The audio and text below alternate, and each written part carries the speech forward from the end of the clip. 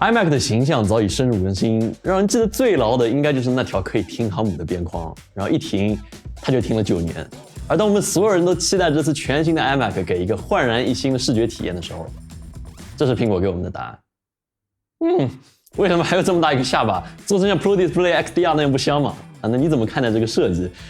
对我来说，正面确实不是我的菜，但它的背面还有整体的形态，我觉得还是非常优雅的。我个人会更喜欢蓝色还有黄色的版本，你喜欢什么颜色？也欢迎在弹幕上分享。那这一代 iMac 我觉得就是一个非常苹果的产品，辨识度极高的外观，优秀的交互逻辑，强大的性能以及一些奇怪的限制，不然那就不是苹果。但实话说，即便有一些蛋疼的设计还有限制，新一代的 iMac 在我眼里就是目前最好的 A T G 之一。有之一吗？也许没有。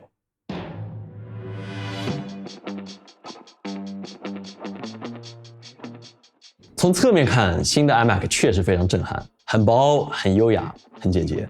要有一个对比的话，它只比 Apple Watch 厚了这么一点。那也正是因为它太薄 ，3.5毫米标准的耳机口有14毫米长，而 iMac 本身只有11毫米厚，所以你只能从侧边插进去，而不是传统的背面插入。那也正是因为整体重量的缩减，现在屏幕的转轴也优雅了很多，阻尼感非常不错。那如果你想的话，你其实可以选择购买那个具有 VESA 接口版本的 iMac，这样的话可以装在任何你喜欢的监视器支架上面。那其实假如你看过剖面图，你就会发现，苹果把所有的核心部件都做到了这个下巴上面，真正屏幕背后基本上没有什么东西。我让我们的设计老哥做了一个没有下巴版本的 iMac， 你觉得怎么样？那我的疑问就是，这个下巴到底是技术的限制，还是别的原因？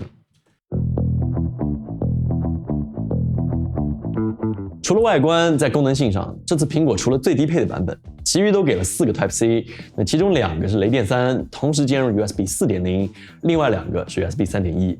那接口速度上应该是不会有任何瓶颈的，但是因为它们都是 USB-C， 所以拓展坞是少不了的。那我自己目前在用的是这个 Kyle Digital 拓展坞，那相对来说接口会齐全一些，这样桌面看起来也会相对干净一些。但是对很多用户来说，他其实并不想购买一个昂贵的拓展坞。对一个家庭电脑来说 ，SD 的卡槽还有 USB-A 口都是很重要的东西。但苹果就还是苹果，义无反顾的全部砍了。不过这次 iMac 的网口设计绝对是1万个好评，苹果把它放在电源适配器上，这个设计我觉得非常讨巧，因为网线真的不好看，挂出来特别难看。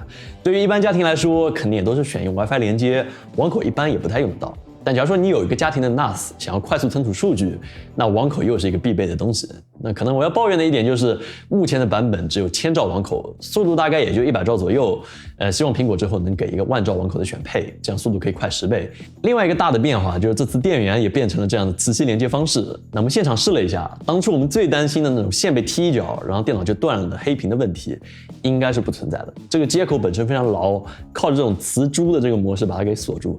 但电源插头这个东西，我觉得是一个使用非常低频的东西，也不知道做这个设计的核心原因到底是什么。为了配合全新的 iMac， 这次无论是电源线还是鼠标、键盘、触控板都是彩色，键盘也增加了 Touch ID 的功能，但是同样最低配又是没有的。Touch ID 确实非常不错，但是我的问题又来了，这难道不是最适合 Face ID 的应用场景吗？为什么要选择 Touch ID？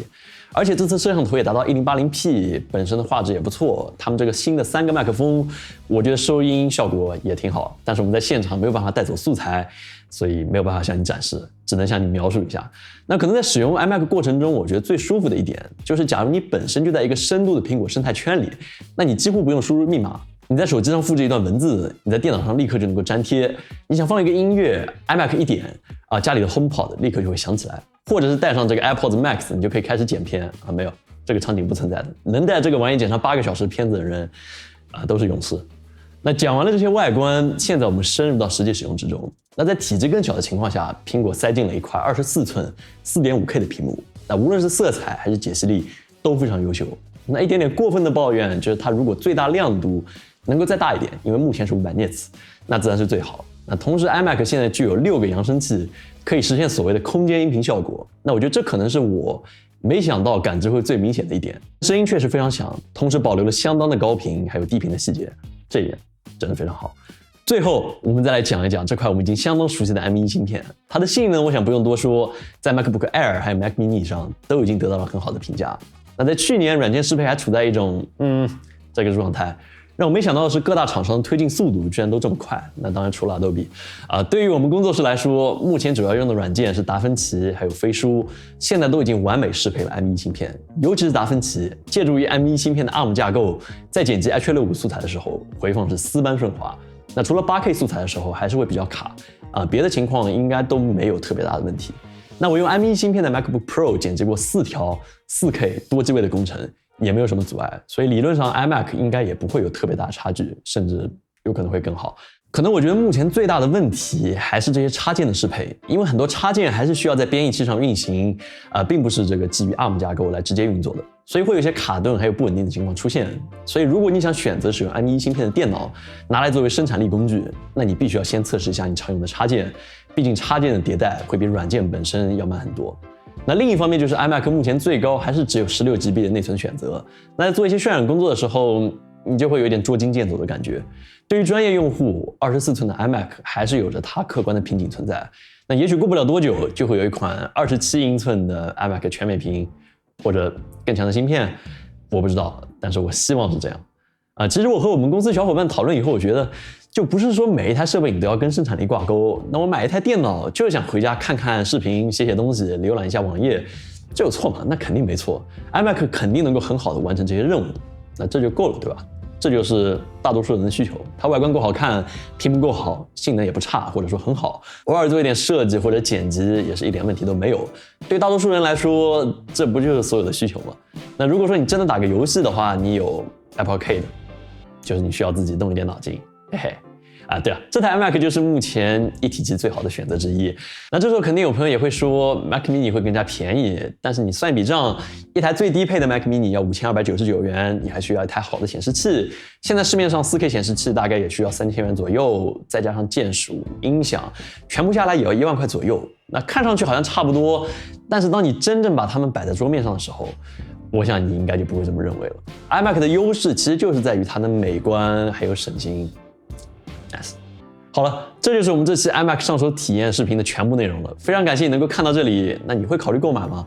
欢迎在弹幕分享。那最近可能大家也知道，我们新家这边马上就要装修好了，可能会考虑买一台放一台在家里面，这样小鱼就不会一直和我抱怨他剪辑视频的时候笔记本屏幕小了。那其实它是用来看 i7，但咱不能戳穿，对吧？好了，如果你觉得这期视频如果有帮助的话，点赞、投币、转发、收藏，这会对我们有非常大的帮助。那我们下次再见。